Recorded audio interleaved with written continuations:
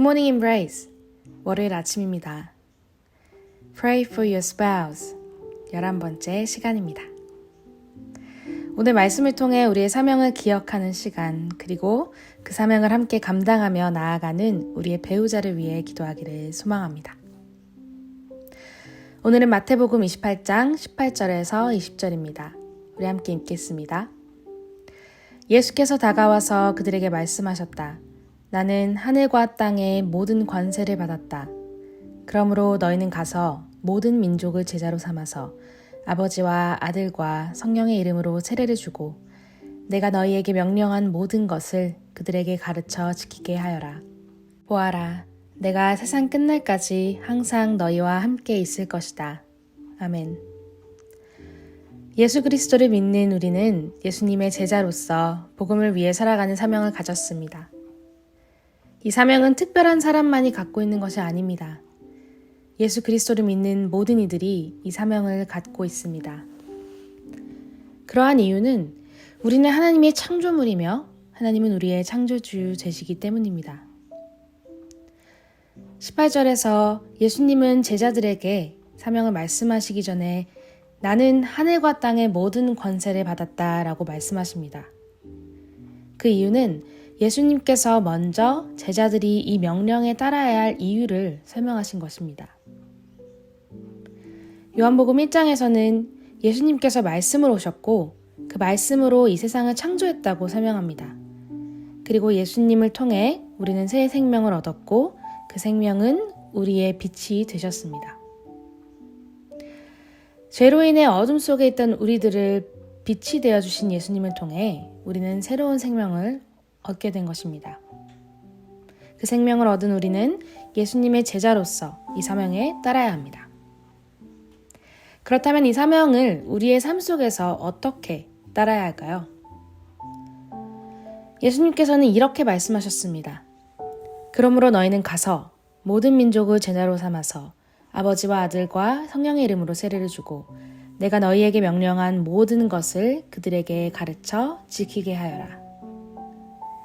여기서 동사 goal, 가서는 이 문장의 주요 동사인 make disciples, 제자로 삼으라의 종속사입니다. 그러므로 가서 제자 삼아라 라는 것이 이 문장의 포인트입니다. 예수님께서는 제자들에게 가서 제자 삼아라 라고 말씀하십니다. 어디로 혹은 누구에게 가라고 하신 걸까요? 19절에는 모든 민족에게 라고 말합니다. 우리는 모든 민족을 제자로 삼아야 합니다.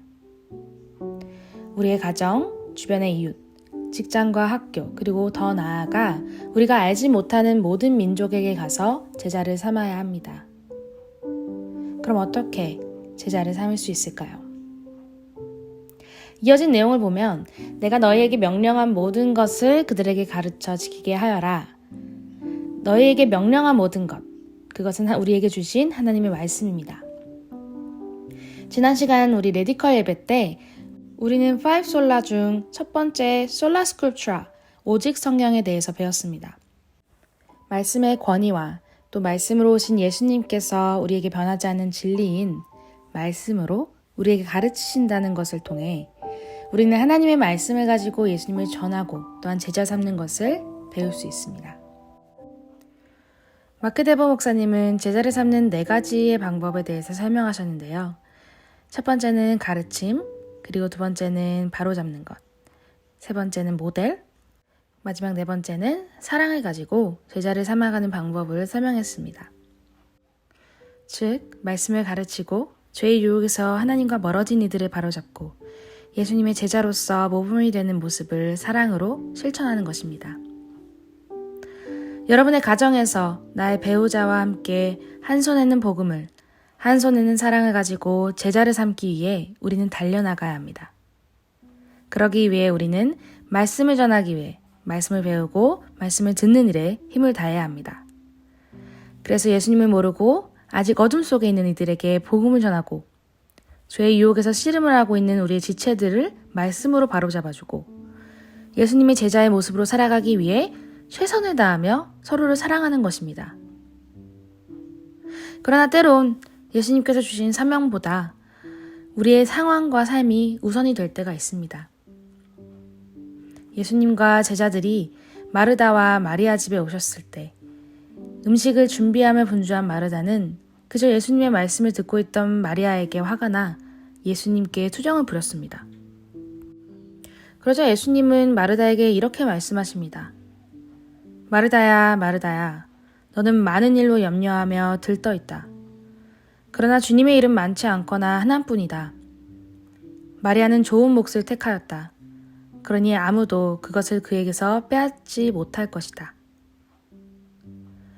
예수님은 마르다에게 너의 상황보다 예수님을 먼저 바라보기를 원하셨습니다. 그러나 마르다는 예수님 앞에 먼저 상황과 감정을 두었습니다. 우리가 마르다를 통해 우리의 사명을 바라볼 때 우리 앞에 많은 상황에 대한 두려움과 걱정을 먼저 두지 않는지 돌아보기 원합니다. 우리는 예수님의 사명 앞에 많은 것들을 앞에 두곤 합니다.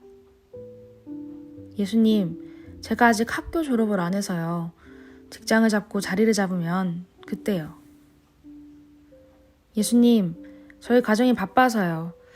일과 가정을 돌보는 게 우선이에요. 예수님, 제가 지금 상황이 안 돼요.